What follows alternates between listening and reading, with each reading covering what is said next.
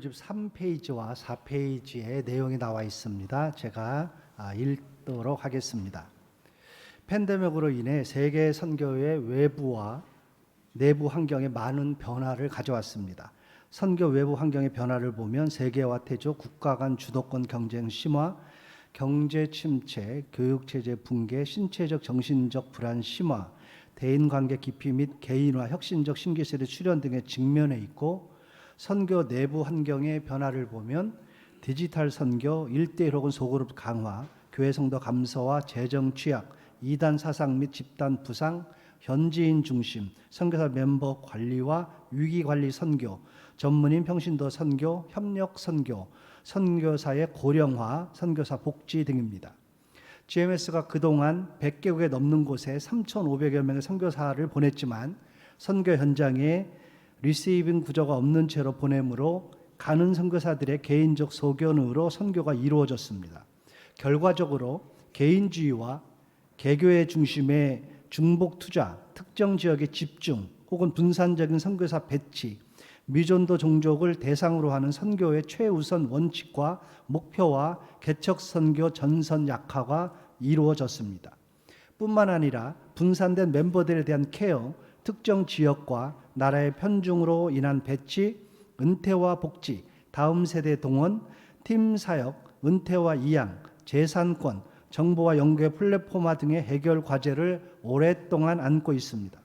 교단 내 교회들에 대한 선교 동원도 미비합니다. 선교의 주체가 되어야 할 교회가 선교사에 대한 후원과 기도하는 일에만 그치고 있고, 선교의 관심이 외부적인 환경과 내부적인 변화 등에 가감되는 현상을 보이게 되었습니다.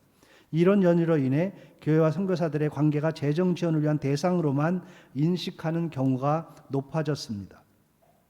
GMS는 2022년 6월 현재 2,595명이 사역을 하고 있습니다. 선교 현장 구체적으로 살펴보면 아시아가 1,638명으로 약 64%입니다. 이런 아시아 지역 편중 현상은 최근 10년간 더욱 두드러지고 있습니다. 파송 국가별 선교사 수의 현황을 보면 10대 파송국의 총수가 1,392명으로 53%가 넘습니다.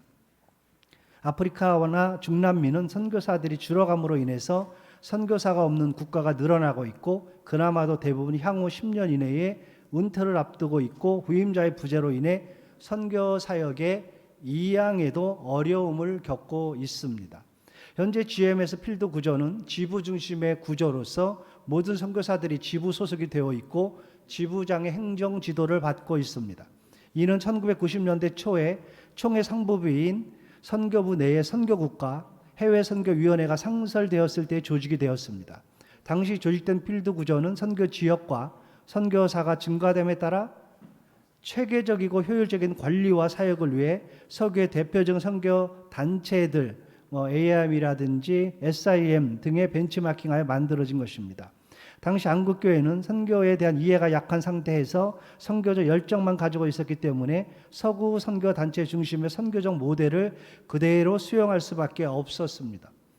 그러나 문제는 이 필드 구조를 21세기가 된 후 세상의 급속한 변화와 과학산업의 발달, 그리고 글로벌과 급속한 지역 간의 이동 혹은 이주 등 세계화, 속지주의에서 속인주의로의 변화에도 불구하고 지금까지 바꾸지 못한 채로 유지하게 된 것입니다. GMS는 파송교회 대표들로 구성된 이사회와 파송교회가 파송한 선교사들로 구성되어 있습니다. GMS는 태생적으로 교단 선교부입니다.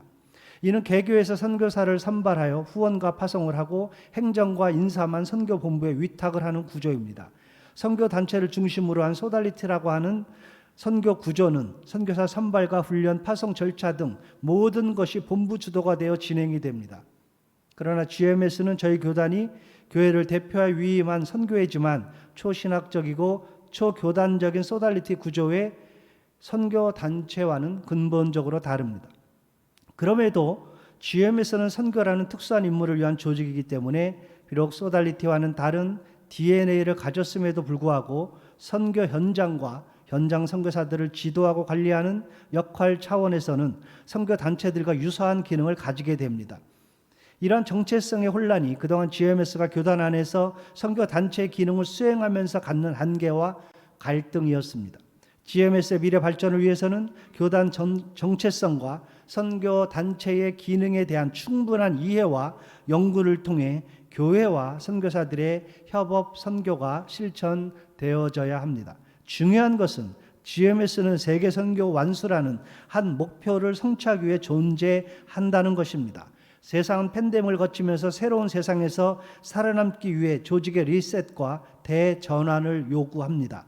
이제 GMS도 미래 발전을 위해 기존의 선교 정책이나 선교 전략에 대한 과감한 수정과 포기를 통해 전환을 해나가는 고통스러운 과정을 겪어야 합니다.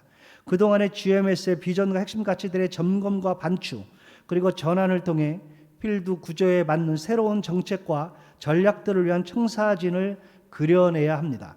이번 GMS 미래 청사진 세미나에서 이러한 도전과 결단의 과정을 통해 GMS 미래 선교의 새로운 모멘텀이 되기를 기대합니다. 감사합니다.